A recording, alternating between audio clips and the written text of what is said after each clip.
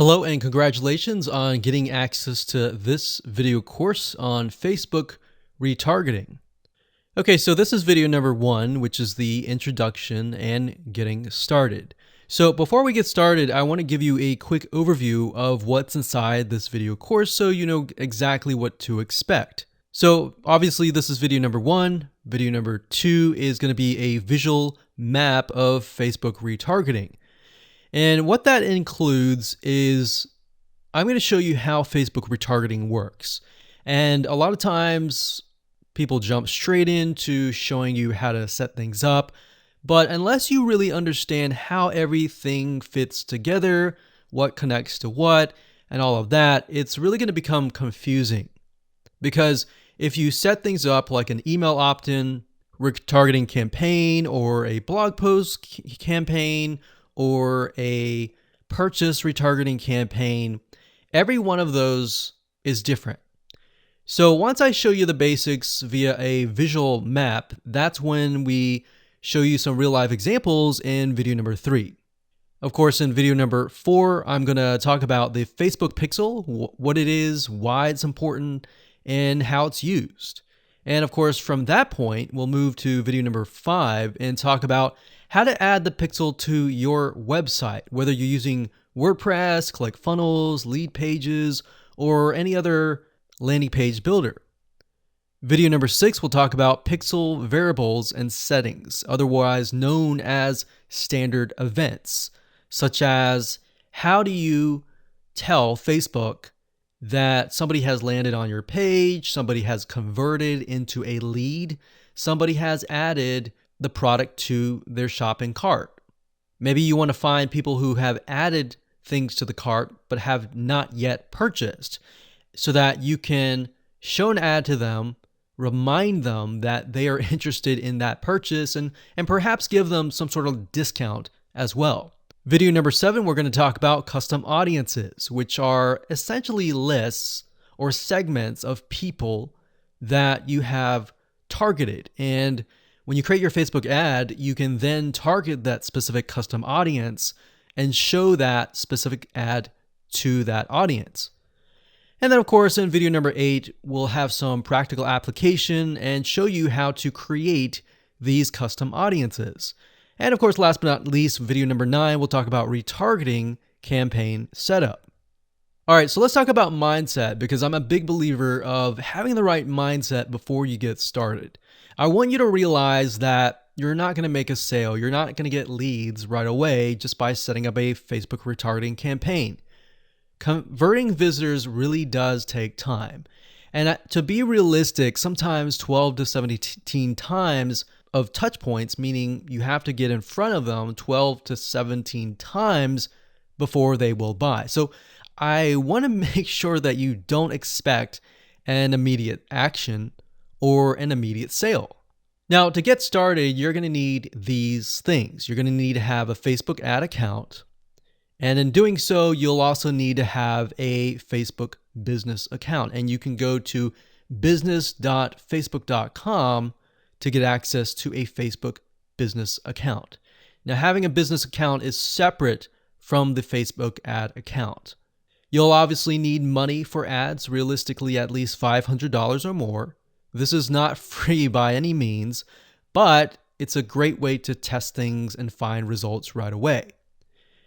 You'll also need to have an idea of how you are selling your product or service in terms of your website, in terms of your funnel landing page setup, meaning how many pages do you have in your funnel? Do you have 3? Do you have 4? Do you have 5? How many? So you want to have an idea of that before you get started, because it'll start to make sense once I show you around. And of course, you'll need to have some sort of mind map or flowchart software. And the reason for that is it will help you be able to map things out, map your own plan of attack out, so that you will be able to successfully implement everything that we're teaching you.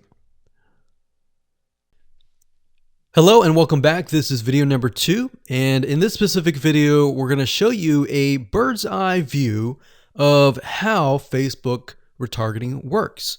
So you may have a general idea of how Facebook retargeting works, but my goal here is to kind of give you a visual mind map of how all the pieces connect together. Because if I jump in and start showing you to do this, to do that, and I don't explain what things are and why things are important, I know that you will get confused, and I don't want to overwhelm you, so that's the goal here. So let's dive in. Obviously, this is going to be the visitor, and the visitor comes to a website, a landing page, whatever page that you want. Let's say that it is a blog post, and it could be a specific blog post. It doesn't matter. So they visit this blog post, and on the blog post, in order for us to know that they visited the blog post, there's going to need to be a piece of code. And that piece of code is called a Facebook pixel. Now, I'm not going to talk about that right now, but all you need to know is that the Facebook pixel tracks them. I'm going to talk briefly about the Facebook pixel later on because it can get kind of technical. So all you need to know right now is a piece of code that tracks them. It lets us know that they have visited this particular blog post. Now, bear in mind that if you want to learn how to set things up with different scenarios, what do you do with an opt-in page? Or what do you do when you're trying to get somebody to fill out a form? Or what do you do when you're trying to sell a product? Well, I'm going to talk about different real-life examples in the next video. All right, so just keep that in mind. Let's just talk about the basics. Okay, so from this point, let's say it's a blog post, and maybe in this situation, what we want to do is whenever somebody visits this particular blog post, we want to create an audience specifically for this. All right, so whenever somebody visits here, they are going to have the Facebook pixel there, and then this visitor essentially will be added on this part to a custom audience. All right.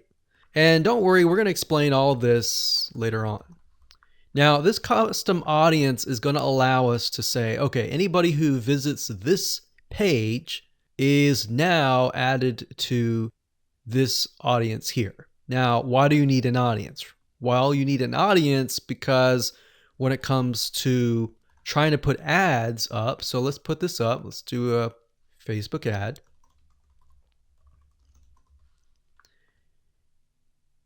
We have to find a way to show this ad to this audience. So obviously from the custom audience here in the Facebook ad here, directionally, we are going to show the Facebook ad to anyone who visited this blog post. So this is a very, very basic Facebook retargeting. So let me repeat this. Let's do a recap. A visitor comes to the blog post, and this piece of code is just happens to be on this blog post, which will allow us to know, okay, this person visited it and they're segmented into this audience, and therefore we then show them Facebook ads on Facebook to this custom audience. So that is a very, very basic scenario. Now, it can get a little bit more tedious if you add more things like email opt-ins or everything else like that. But I just want to start with the basics. We'll talk about more about real life examples in the next video.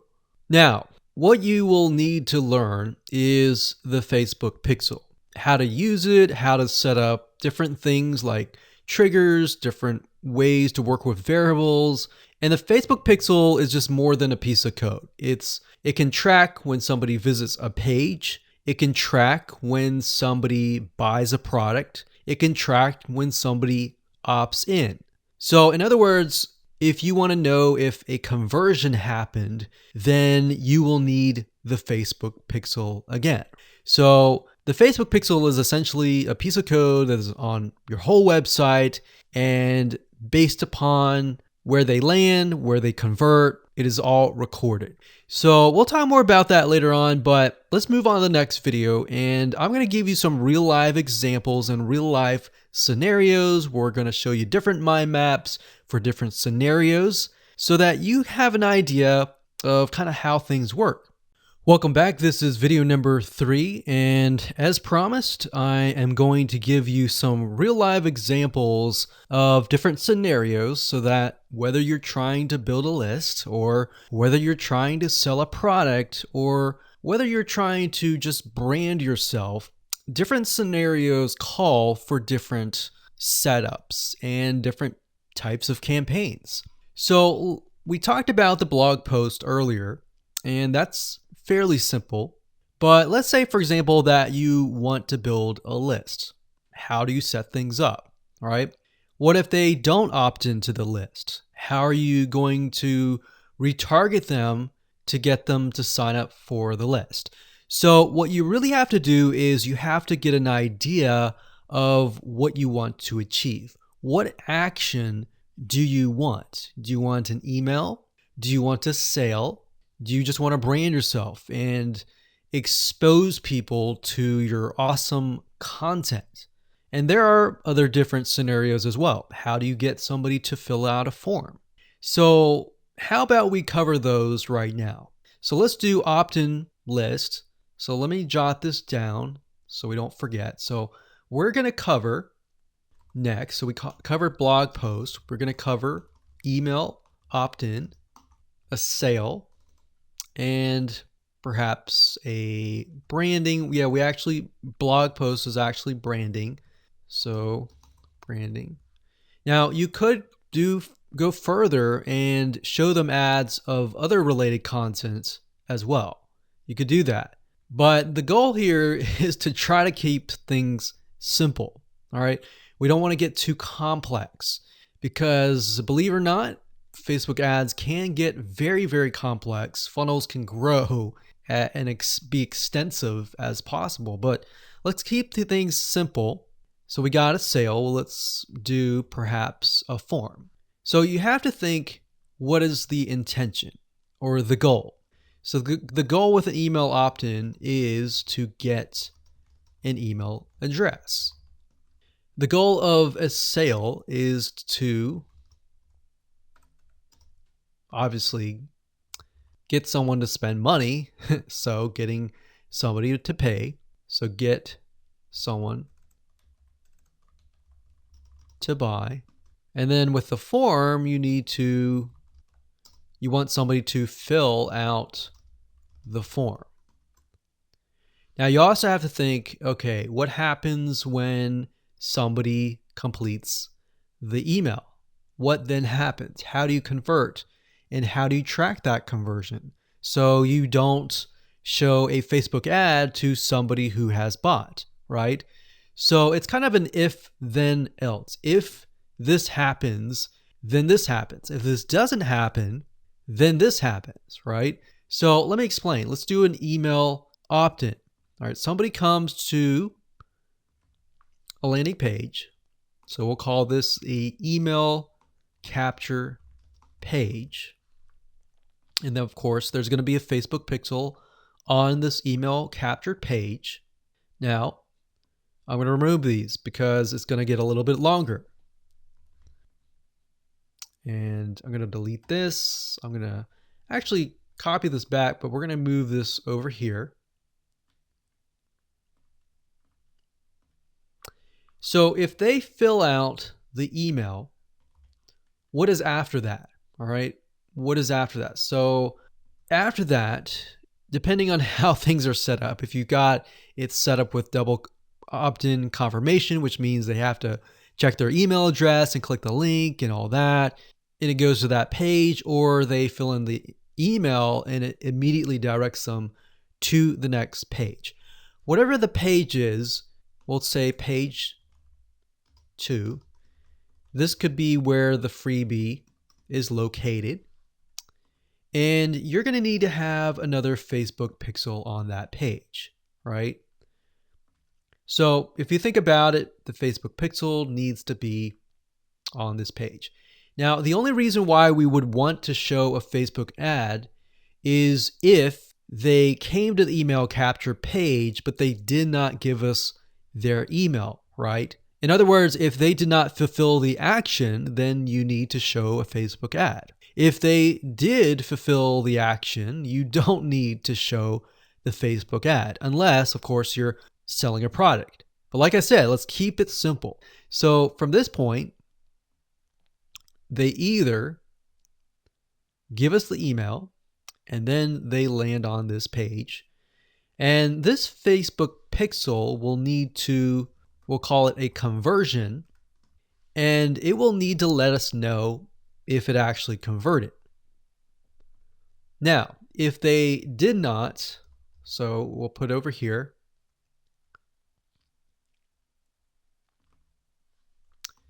did not give email. So this is if they gave us the email. If they did not give us the email, and that's why I put an arrow here. So these are scenario 1. So we could actually name this. Let's name this scenario 1.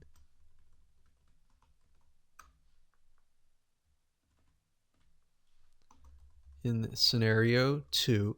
And obviously scenario 2 doesn't have a page or anything. It's just merely they exited this specific page. If that's the case, we want to retarget them, right?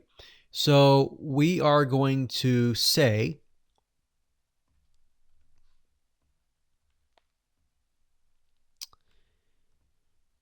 if they did not give us the email, then we're going to put them into a custom audience.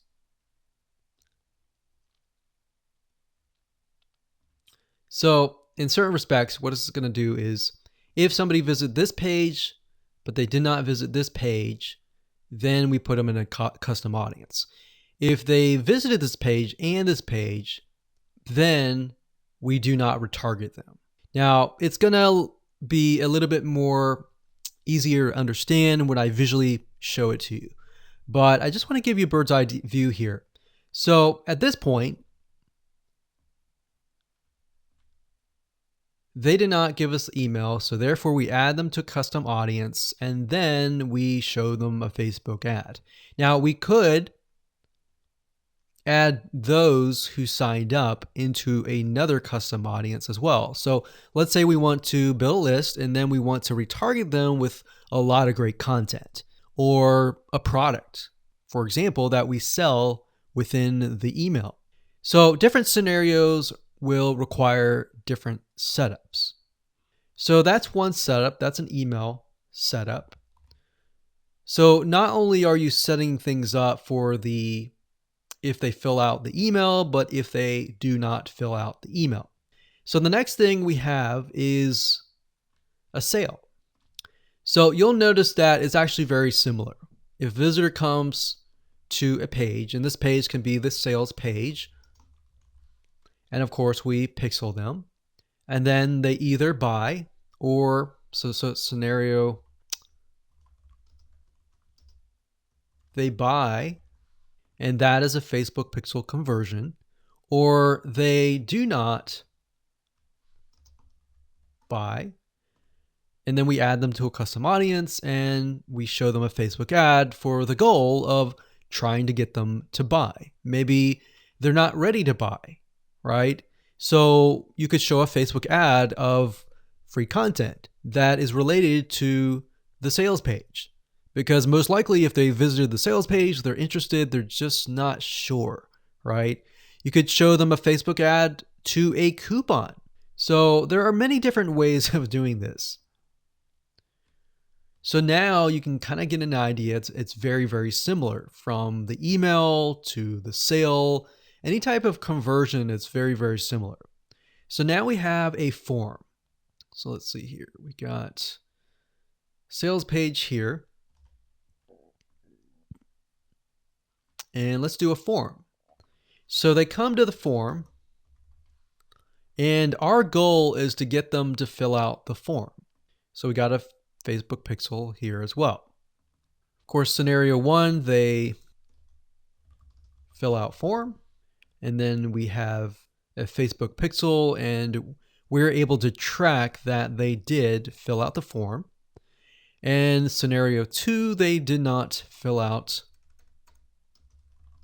form, so we want to retarget them with either really good content or something that speaks directly to them to try to get them to come back and fill out the form. And that can be the Facebook ad. So as you can see, anytime you have a action, it actually becomes very, very similar in the setup. So now that you have a better idea of the different real life scenarios and examples, let's move on to the next video and talk about the Facebook Pixel, what it is, why it's important, and where to get it. Hello and welcome back. This particular video is video number 4, and we're going to focus on the Facebook Pixel. So we briefly talked about that earlier, but before we dive in, I want to say that you will need to have a Facebook business account. So to do that, you'll need to go to business.facebook.com. That's business.facebook.com. You'll need to create an account so that Facebook knows that you have access to certain ad accounts. So with a business Facebook account, you are able to not only access your own account, but you'll also be able to access anyone else who gives you permissions to do so. Now, as far as the Pixel goes, once you have created an account, what you'll need to do is up at the top, you'll see this Events Manager, and you'll see this / icon. You'll click on that, and then you'll click on the All Tools down here, and then you'll click on Pixels right here.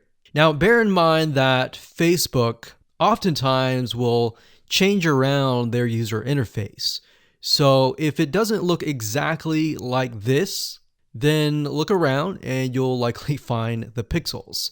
Now, like I said, Facebook changes their user interface a lot, sometimes every month, sometimes very frequently. So just keep that in mind. So what you need to do is simply go to Pixels right here, and then you'll land on this specific page.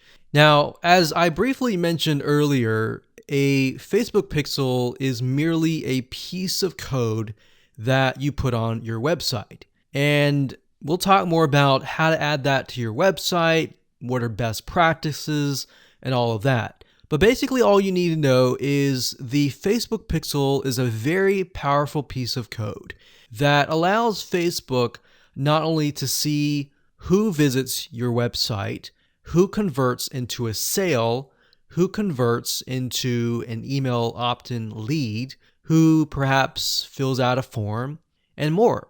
It also collects a lot of data about the visitor, who they are, what sites they visit, and a lot more data. In fact, Facebook in itself has so much data that as far as being an advertiser, it enables you to reach more people that are actually interested in what you have to offer. So that's basically what a pixel is. And to set it up, all you have to do is go to this page, click on Setup here, and it'll give you different options. So you can either click this here to manually install the code yourself, and it'll basically give you a piece of code that you will install. Or as you can see here, it says Facebook Pixel currently integrates with these platforms here. So you can click that and it'll allow you to add it to these locations here. And if you are not a web developer and you have a web developer and you prefer to send that information to them, then you can click email instructions to the developer. Now, we're going to talk more about this in the next video on how to get the code, how to add that code to your website. If you're using a WordPress website, what kind of WordPress plugins should you use? And we'll talk more about that in the next video. Hello and welcome back. This is video number 5, and we're going to talk about how to add the pixel code to your website. Now, it's really going to depend on what kind of landing page creator you use, what kind of website platform that you use. So for example, WordPress is going to be a little bit different. I'm going to show you a WordPress plugin that you can use. If you're, say for example, using a HTML website page builder, or ClickFunnels or lead pages or OptimizePress or any other type of landing page builder, you need to make sure that the pixel is on every single page of your funnel, because you're going to want to track everything from start to finish. Or you just want to put the pixel code on the pages that you want to track. For example, the pages where they initially visit, the pages where they convert, the pages where they don't convert, and so forth, so that you're able to kind of get a bigger bird's eye view of what is happening, what people are visiting, what people are not, and all that. So if you click on the install pixel code in Facebook Manager, then you'll see this page. Now, like I said, it can change, but basically what you need to do is it says locate the header code for your website. So what you're going to look for is the head tags, and you're going to put the pixel code within these tags. So like I said, it's going to differ based upon what kind of platform you use. But the majority of times, if you are using something like lead pages or ClickFunnels or something similar, then they will typically give you the option to add some sort of code to the head tag. So that's actually very easy to do. Now, when it comes to something like WordPress, you will want to add this code to a plugin. You could do that, or you could add it to the header.php template of your WordPress theme. So I'm going to show you different options that you can take, 2 different options for a WordPress site. But of course, if you're not familiar and this is a little bit overwhelming, you can always get a web developer to do this for you. It's really not hard to do once you understand the concept. So now let's talk about the WordPress plugin that we highly recommend that you use. We actually use this on a lot of our WordPress sites, and it's a free plugin. If you go to wordpress.org/plugins/pixel-your-site, as you can see here, or you can simply come here, click on plugins, and type that in here. That's fine as well. But this plugin is very useful, and it allows you to add your Facebook pixel to certain pages of your WordPress site. So it's a matter of just simply installing the plugin, grabbing your pixel code, and adding it to the settings area. So it's very, very easy if what we talked about before it seemed a little bit daunting. Now, once you have everything installed, the next thing you're going to want to have is you're going to want to install a Google Chrome extension called the Facebook Pixel Helper. And the reason why you want to install this is because you want to make sure that the web pages that you're inserting into Facebook actually have the Facebook pixel. You definitely don't want to assume that it is installed and set up your campaign, pay the money for the Facebook ads, and realize, oops, it's not there. So this is another free plugin for Google Chrome. And if you're using other things like Safari or Firefox, you can probably go and Google Facebook Pixel Firefox or Facebook Pixel Safari. But for Google Chrome, this is what we use.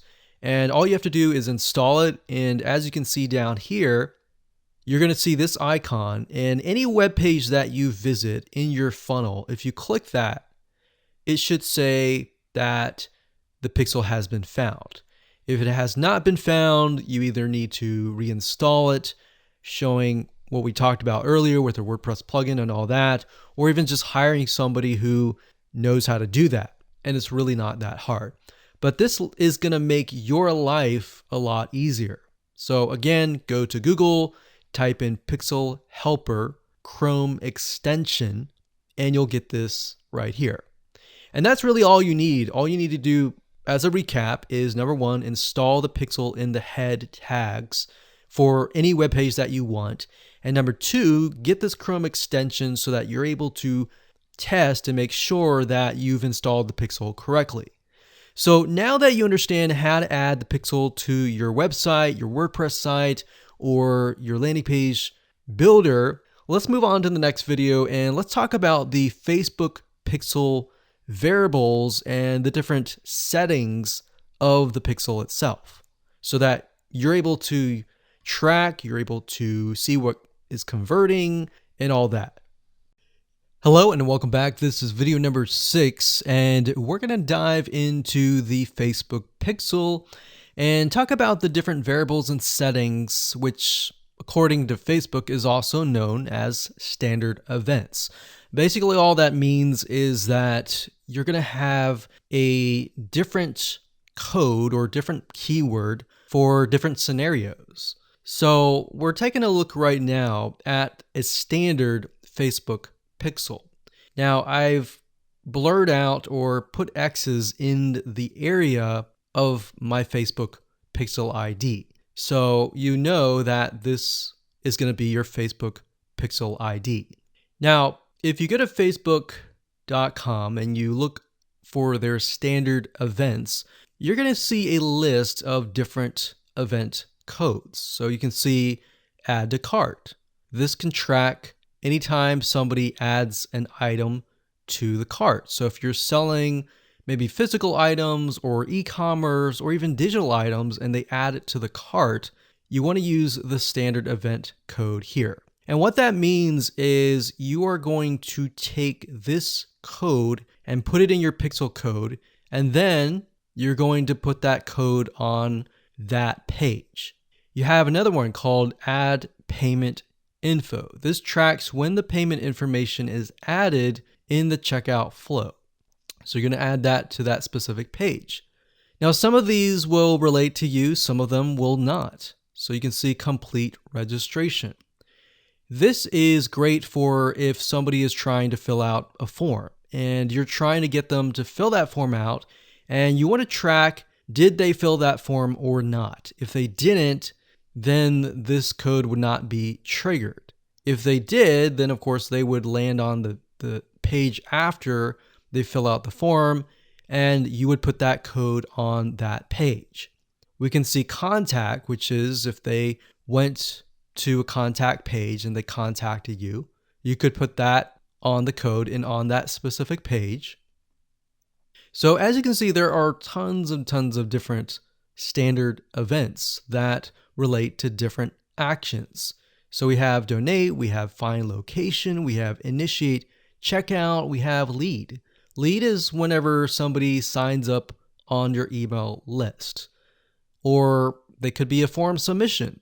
They could sign up for a trial. They could land on a specific page where you would deem them to be a lead. And you would use that code right here. And then we have purchase. They also have a code for that and a value. So if you're using USD in the United States of America, and you would put the number here. So if it was $47, you would put 47.00 USD. If you were not using USD and you were using your own country's money symbol here, it could be Canadian, it could be AUS for Australia, you could put that here. And then we have schedule, we have search, we have start trial, we have submit application, we have subscribe, we have view content. So view content could simply mean they're viewing a special piece of content. So it could be something like the blog post, right? So we could send them to the blog post. You would make sure that the pixel code has this specific code in it. So why don't we go back to the pixel code and let me show you what you need to do. So let's say, for example, view content. So you're going to highlight this, click copy, and then you're going to go back to the pixel code here. And the only item that you want to change is this item here. So where it says FBQ, parentheses, track, comma, page view, we're going to remove that and then we're going to put that here. So in this case, it's view content and page view is going to be removed. So what we're going to do now is we're going to take this code and put it on the special piece of content page where we want to track it. Now, if it's a lead, we simply remove this and type lead. Now, when you run your Facebook ad campaign, what's going to happen is in the campaign, you'll see these keywords.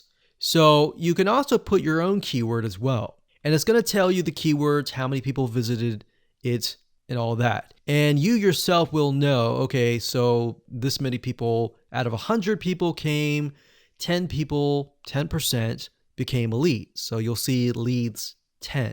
And that will give you an idea of what is actually converting. So let's do something else. Let's go back up here and let's do purchase. So we're going to copy this. We're going to go back here. And instead of a lead, we're going to copy and paste this here. This is track purchase value. Let's say it's $47, and that's all you need to do. And you're going to need to take this piece of code and put it on the page that they see after they purchase. So whatever page that they are sent to or redirected to immediately, you need to put that piece of code on that page. Now, let's say, for example, that we have a funnel. And the funnel is an opt-in page. So in that case, the opt-in page is going to have a pixel code, and the track will be something like this.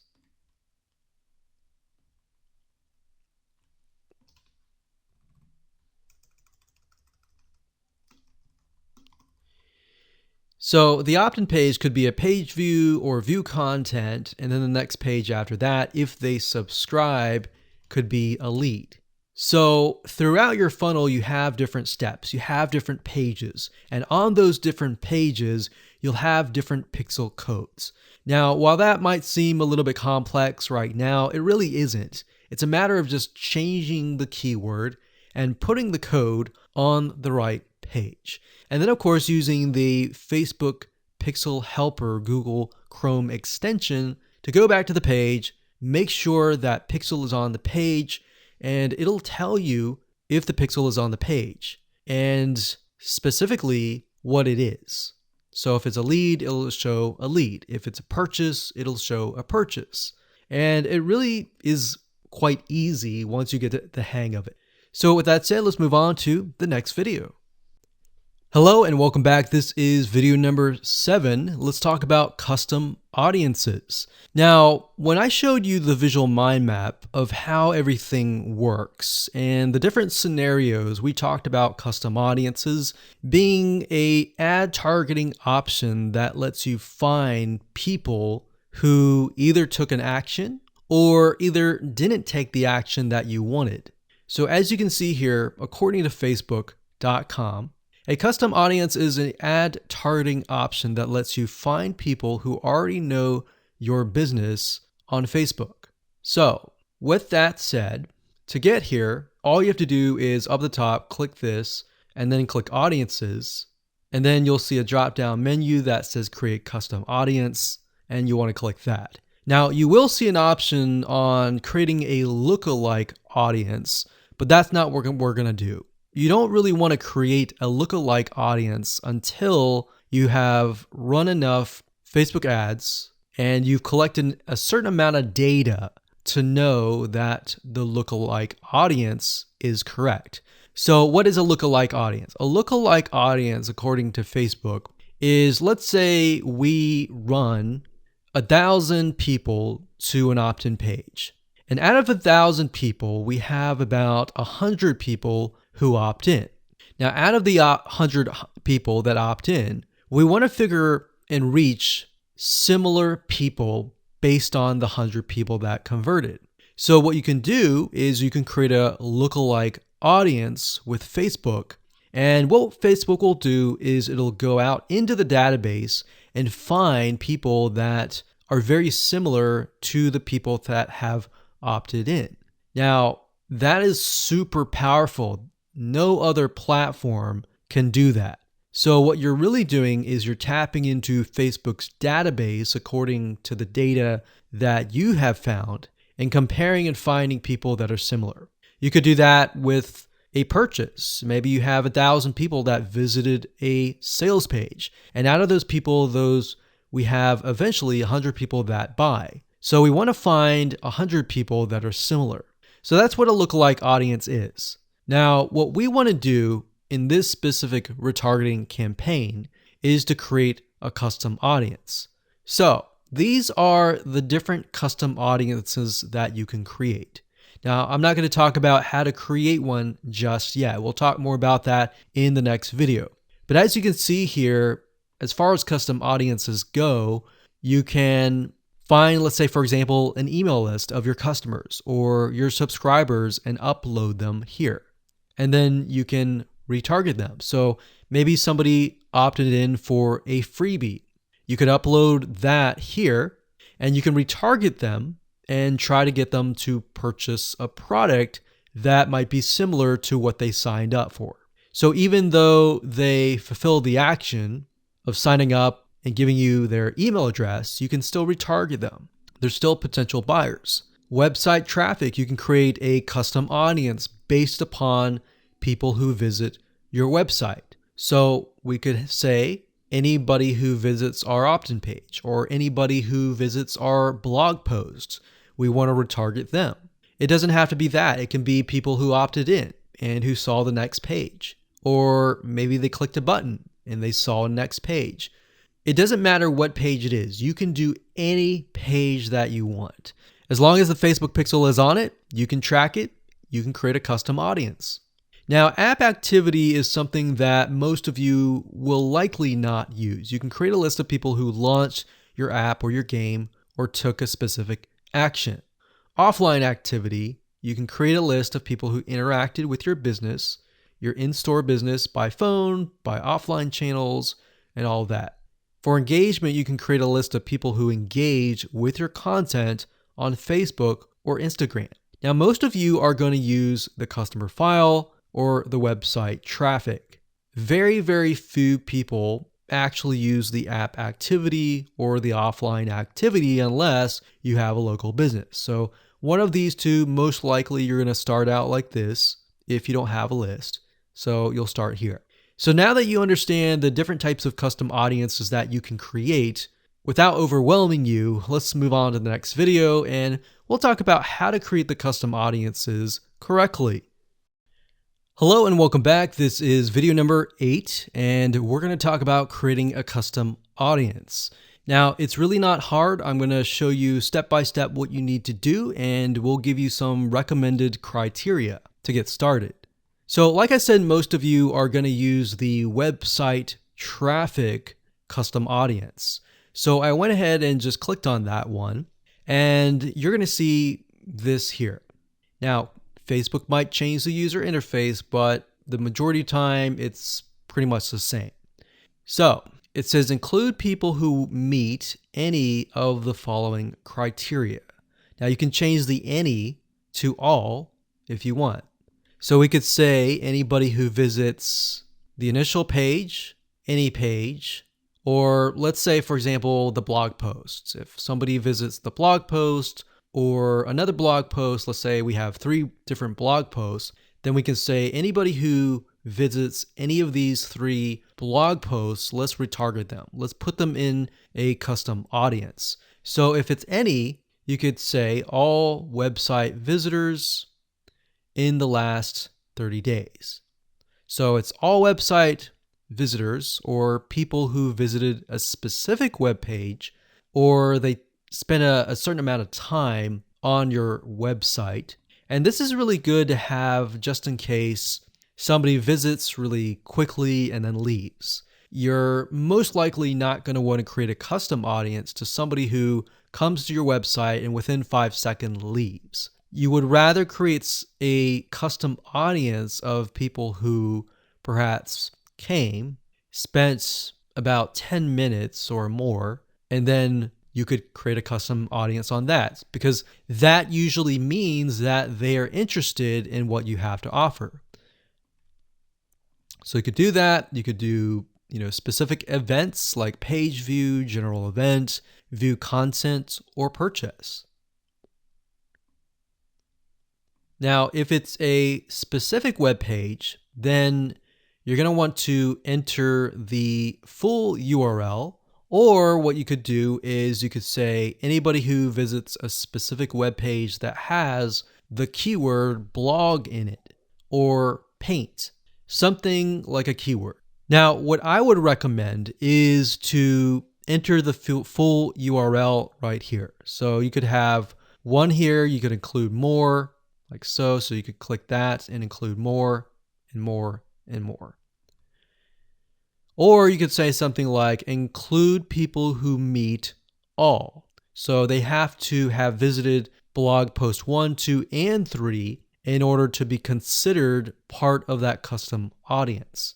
Now, what we found over the years is the more specific, the better. If you can get a custom audience for a very specific page, then when you create a retargeting ad, you will be able to talk to them very specifically. It becomes a problem when you become too general and the Facebook ad is too general and it doesn't really meet the specific needs of that visitor, if that makes sense. Now, another question that you might have is, well, out of the 30 days, do I want to do 30 days, meaning anyone who visit the specific page in the past 30 days is going to be inside of this custom audience? Now, the maximum time is 180 days, so you could do 180 days. But I am going to warn you because the majority of people who come to your page are not going to remember you past 7 days. So, keeping that in mind, you may want to stick with 30 days or less. And if you think about if you go to a web page, a lot of times you're not even going to remember it even 30 days down the road, unless it's a review page for a product that they are interested in or a product that they might be going to buy. So it really depends on the specific page that they have visited. Maybe they clicked add to cart, but they did not purchase. If that's the case, they're most likely going to remember it. But past 30 days, that becomes an issue. And if that becomes an issue, your conversions are not going to be there and they might click spam, which can actually hurt your Facebook ad. So bear that in mind whenever you're creating these custom audiences. Now you can also exclude. So you can say anyone who visits these pages, but I don't want to include maybe the third blog post. So I want to say anyone who visits the first 2 blog posts, but we're going to exclude the third one. You click exclude and you simply do the same thing and you enter the web pages there. So when you're done and you're ready, simply click on audience name, enter the name of the audience. Now, one thing to keep in mind is when you name the audience, name it something that you are going to remember and use a naming convention that you are going to remember.